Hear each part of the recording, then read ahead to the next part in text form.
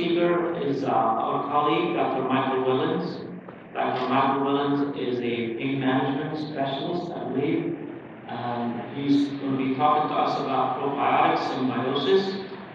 And we appreciate you coming and contributing to this conference again, the symposium. Just didn't know why you picked up probiotics, so from pain management to probiotics. I'll try, yeah, actually, I'll try to answer that question to begin. Let's see.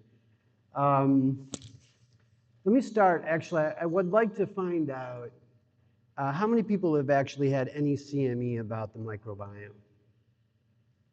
Okay. How many people feel like they really know a lot about the microbiome? Okay. So with me, I'm blown away. I mean, like, I am blown away about what I'm about to share with you. Let me start a little bit about my journey. So the first time I actually learned about the microbiome was when I was diagnosed with diverticulitis about 20 years ago. They wanted to take out part of my colon, and they told me that I couldn't have strawberries and I couldn't have peanuts. And so I was like, well, I'm not doing that, you know. I mean, I want to look for an alternative. And so I started doing some research.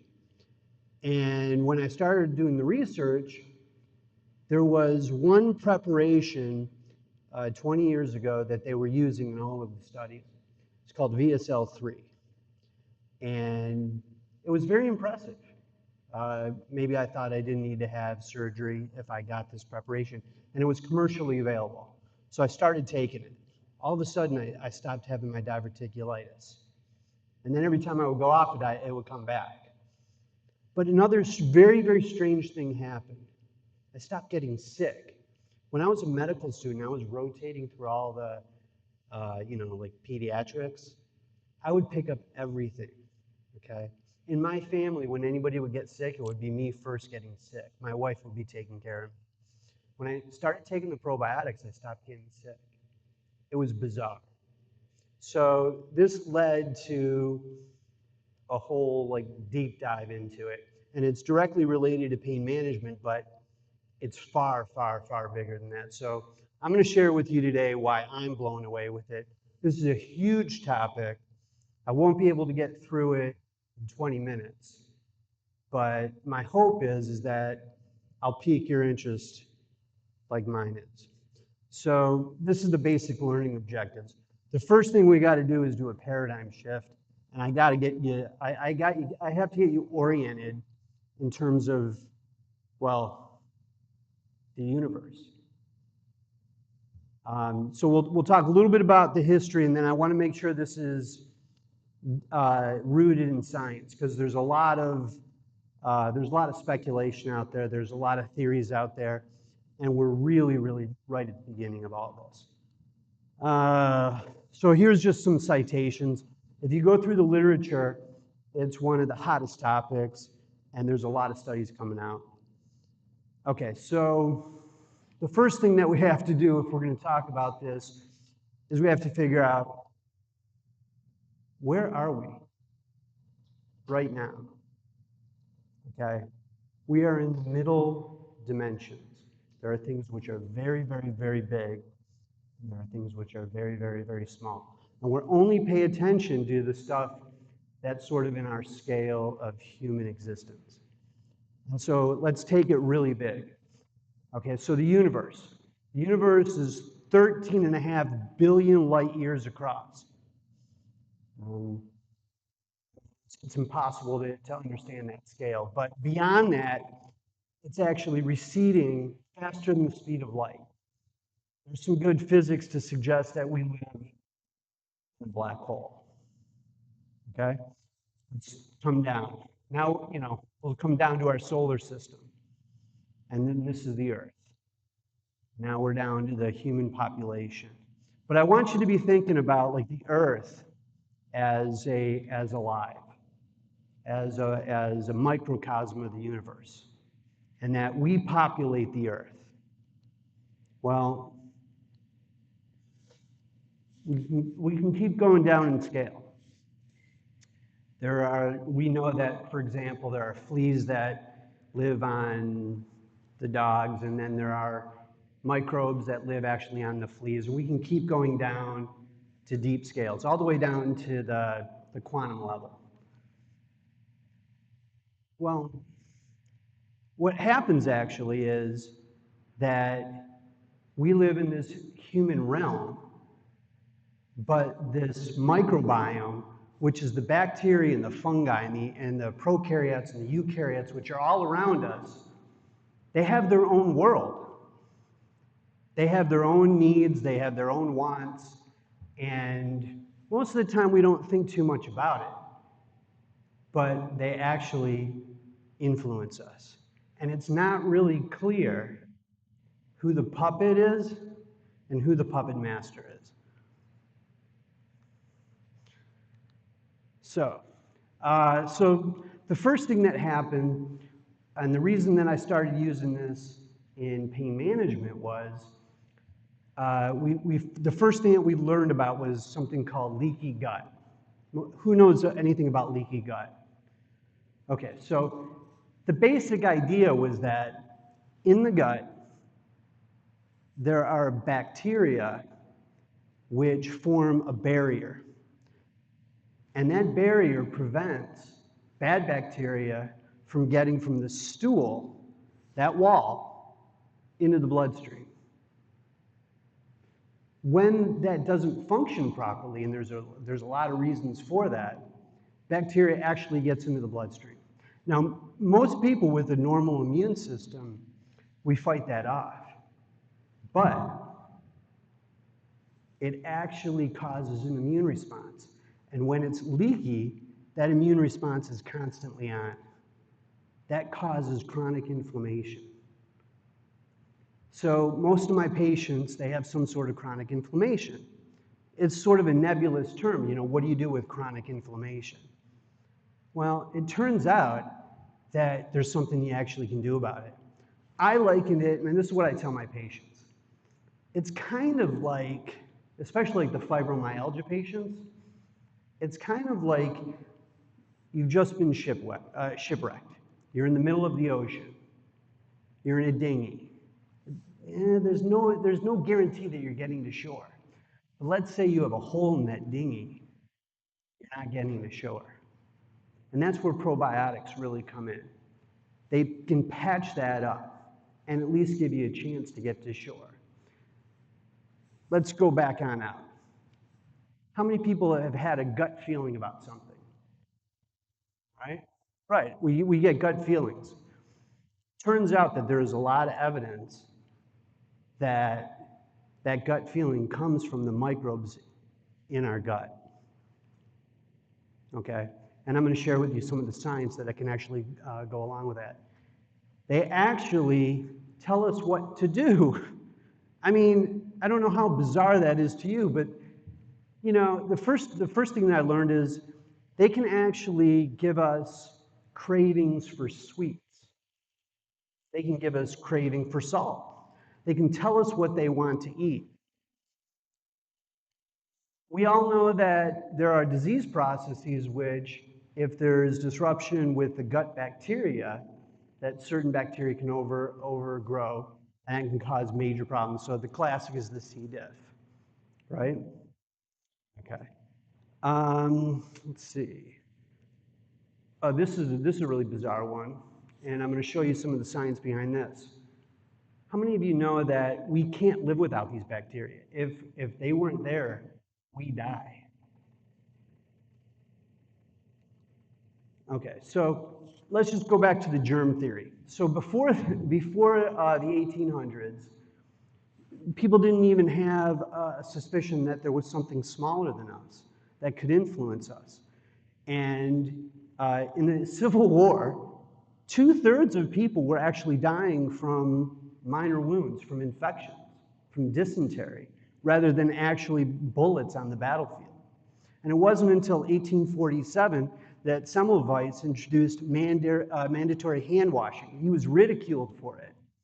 But they had a far, far lower death rate in the maternity wards because he instituted hand washing.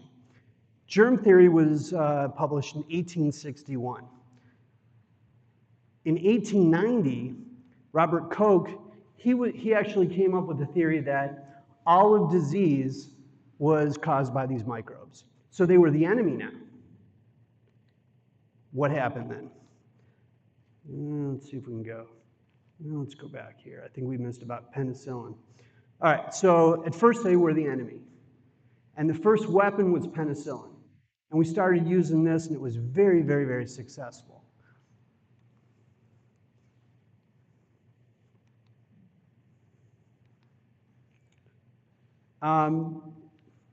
Fast forward. Well, that makes a whole bunch of sense. So it's in the gut. But what else does it do? Well, it actually turns out that we found out that these microbes were perhaps related to psychiatric illness. The first one was, of course, syphilis. After syphilis was discovered that it created insanity, then people were looking for microbial causes for all psychiatric illness. So just as a try to understand how many human cells we actually have. We have about 36 to 37 trillion human cells. How many microbes do we have? About 100 trillion. We're actually like two-thirds of us are bacteria. I mean, that just blows me away. Human life is not possible without the microbial world. And we're not talking just about bacteria. We're also talking about viruses. We're talking about fungi. Here's another thing. This I didn't actually know. Originally, I could accept the fact that they lived in the gut. That made sense to me. I could accept the fact that they lived on the skin. That makes sense to me. Maybe in the nose, in the respiratory system, but in the brain, in the synovial fluid. And then I thought about it. Yeah, that kind of makes sense. I mean, we have disease processes which actually affect us that are from the nervous system. So, for example, real common one would be zoster, shingles, right? That thing lives in the dorsal column of the of the spinal cord for years and years and years, and then comes out. It's just dormant. But there's actually been some new studies which actually show that there is across the blood-brain barrier, and that they're actually present in our central nervous system. It's very clear that they're in the joints. We don't talk about that. So this is just a little graph of showing what we are made of. So we are actually only about a quarter human cells. Most of us is actually bacterial and fungal. Now, let's just take a look at the genome. The genome blows me away too. So the human genome has about 20,000 genes. That's not enough for us to actually exist and function. The combined genome with all of the microbes is about 8 million. It's about 300 to 1, 3 to 400 to 1. Let's see. This has a major role in human development. It has a major role in our immune system. It's about 90% of our immune system. We now know that it's related to cancer. And I'll show you some of the studies that they're actually able to predict cancers and actually to come up with certain treatments based on the microbes. It's involved in the musculoskeletal system. So for example, I have a patient who has ankylosing spondylitis, okay? We don't actually understand ankylosing spondylitis. We know HLA-B27, okay? But just because you have this particular gene does not mean that you will get ankylosing spondylitis. Well, it turns out that actually, well, and it's very complicated, but one of the mechanisms that we have discovered is that when you have that leaky gut and that you have that inflammation, it actually triggers that gene to create this problem. And it can be treated. So one of the things that I have begun to do is all my patients who are willing, they will actually start taking probiotics. Well, my ankylosing spondylitis patient is actually getting, well, I can't say he's getting better, but he's not getting worse. You know, he was predicted by a lot of people to really be in a wheelchair by the time he's 50. He's 55 right now. He's actually doing pretty well. On x-ray examination, the landmarks are actually more prominent, which is, it just blows me away again. Another reason I used it in pain management was because probiotics are actually a natural laxative. You know, it's very difficult with a lot of narcotics to help some of the patients with, you know, the severe constipation that goes along with it. So the probiotics not only have the beneficial effects of the anti-inflammation, but they can actually really, really help with regulation of the digestion. This is an amazing one. In the digestion, do you know that we can't digest carbohydrates with the human genome? We actually need the bacteria in order to be able to digest the carbohydrates. So there's just this one bacteria, Bacteroides theta iota omicron, has 260 enzymes that we need to be able to digest carbohydrates. So think of bacteria. How much does a bacterium weigh? We are actually about 2.5 pounds of bacteria. They control or are involved in almost all of our physiology. Here's another interesting one. You know, we may have married our mates because they told us to do so. Our body odor is actually created by the bacteria in our skin. And it's part of the pheromone system. And there's actually been some animal studies to suggest that different bacteria prefer different smells, and that they can actually control our behavior. And it's emerging theory that they could control, you know, who we're attracted to.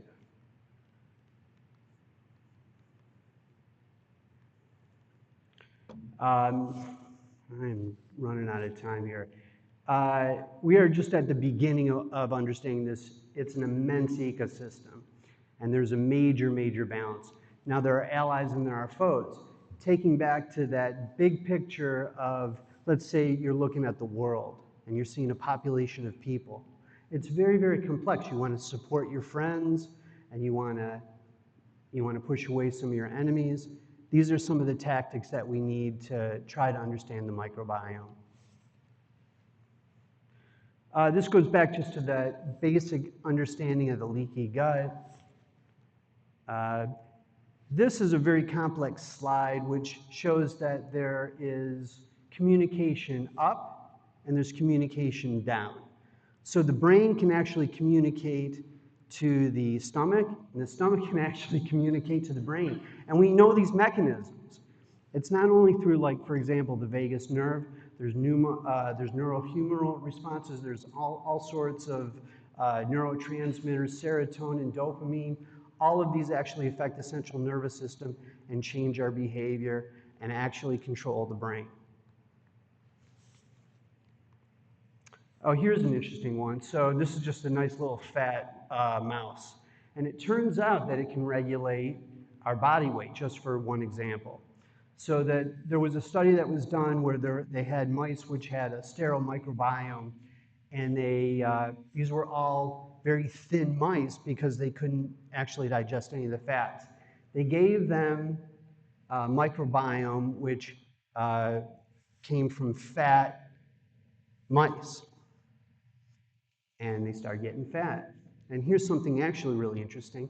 They put them in a cage with mice that were not inoculated. And over time, very shortly, like within days, those mice that were not actually inoculated with the fat microbiome, they started getting fat too.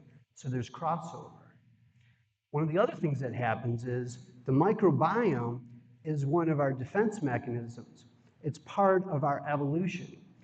The microbiome can change very, very rapidly, and it can exchange DNA between, not only between the human genome, but between other bacteria. And because it can evolve so quickly, it's part of, it's a buffer system, and it's a protective mechanism in order for us to be able to adapt. I'm going to try to get through these rather quickly. I just have a few more seconds. This is an important one. Why is it a problem, and why do we need to address it? There's a lot of reasons why our microbiome is not healthy. One of them is we just have antibiotics in the water. When I was in medical school, they kept telling us, every time you go to the primary care doctor, the patients are going to want us to give them antibiotics. Try to resist it, right? It's difficult to resist it, but this is one of those major reasons. We disrupt all of the gut bacteria every time we give antibiotics. And then what happens is we urinate it out, and it goes into the water system, and it stays there, and we drink it. It keeps getting recycled. This is one of the ways, these are all the different ways that it can actually get in the water. Back here. I'll quickly go what you actually can practically do about it. So the prebiotics are all of the foods which actually support the friendly microbiome. So these are things like fiber and can actually support the microbiome. Probiotics, that's actually taking in all of the bacteria that can actually be effective for you. I would caution you to not recommend anything that's over the counter to your patients. Anything that's not refrigerated probably is not going to be effective. Usually it's just a waste of money. In order to not have commercial bias, I'm not going to recommend one over the other, but if you get with me after, I'll tell you which one I recommend and which one I use. And it's the only one that I could find that was actually studied. We're actually doing fecal transplants. Very quick story. A dear friend of ours was suffering from C. diff, and she was dying. And this was before they actually had fecal transplant pills and banks. But she asked one of my family members, who is healthy, if she would donate some of her stool. And she did. And it was transplanted into her. And she lived. So I'm just going to conclude with this. Now, hopefully I piqued your interest. Hopefully, this just kind of just says, wait a minute, what's going on here? It's involved in all of the diseases, and we're just beginning to learn about it. It's an emerging concept. 30 years ago, I would be standing up here, and I would be you guys would be looking at me like I'm a quack.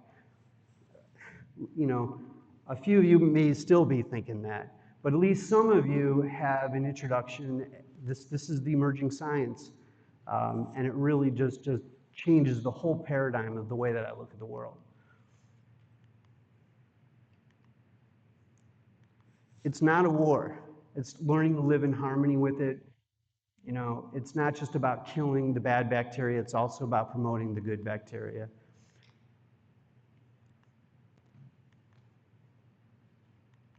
And that's about it.